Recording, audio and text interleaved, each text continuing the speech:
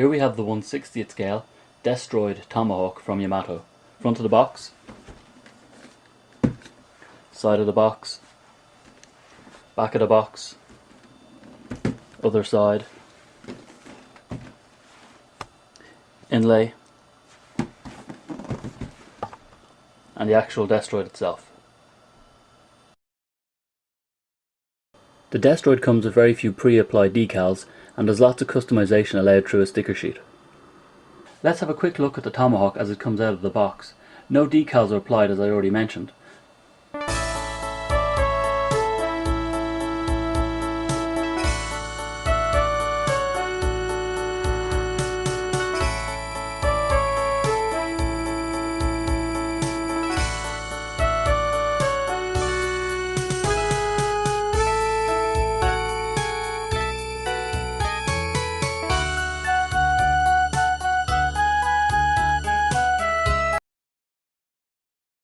Here we are again with the Tomahawk. I've split it up into the three sections. Its legs disconnect from its torso, and I suppose its head, chest unit pop out from the rest of its torso. It comes with two little miniature figures that are external. So you got like a launch guy and a landing guy, and then you have the pilot itself. Now the pilot just goes into this section here. So this pops open. So just push down here, and then this double push, the front comes down, and you have inside the little cockpit. So no real detail, a bit of blue, that's about it. So to put the pilot in, just get him and drop him in, shake him around, and he sits in eventually.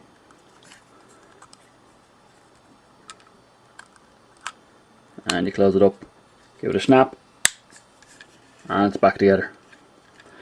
Now this just pushes into the front of the chest, like so.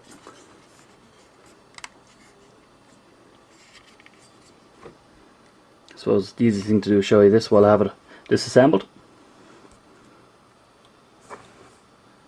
So a few decals, front,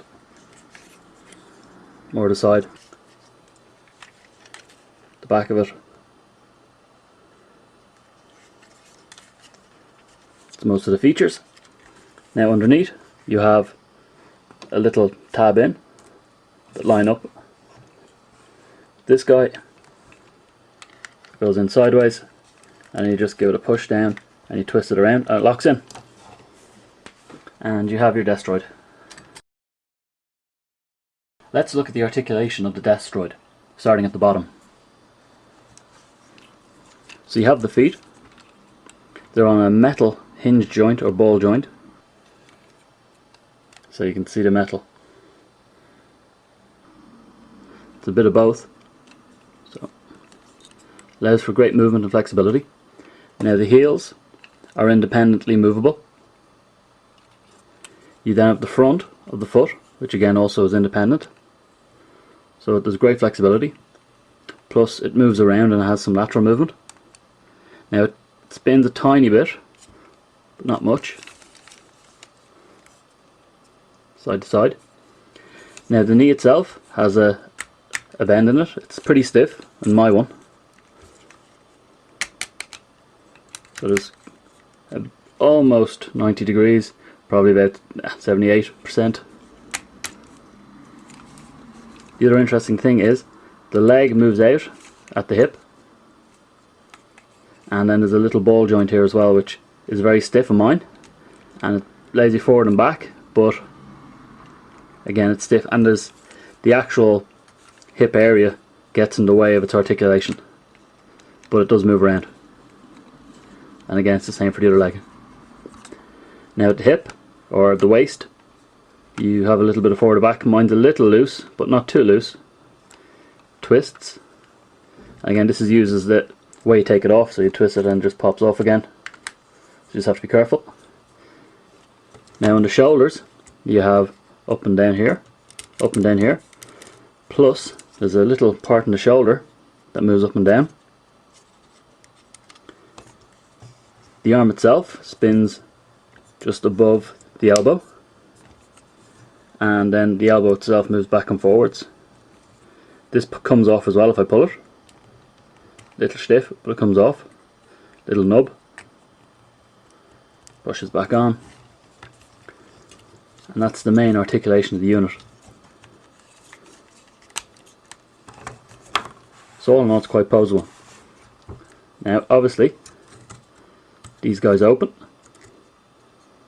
for missiles, these guys open, and that other guy over here opens as well. Now I haven't tried taking out the missiles, and I don't plan to, because in case I can't.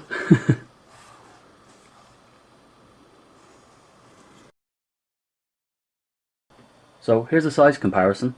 The YF-19 pretty much towers over it, while the Valkyrie is about an inch taller. So it's not very imposing against other models in its size class. This guy is cannon fodder in the series, and is there really to be blown up at a moment's notice. Instead of blowing up some planes, they blow up some ground forces. It's not even fair to compare this to the 1/48 scale armor parts. We know who's winning this battle. So a final thought on this model. It's nice, but it's nothing special. It never really excels at anything. It looks well. Its colour is very similar to the YF-19, but it looks a bit too clean of a model, if you know what I mean. It needs like a bit of weathering or dirtying up.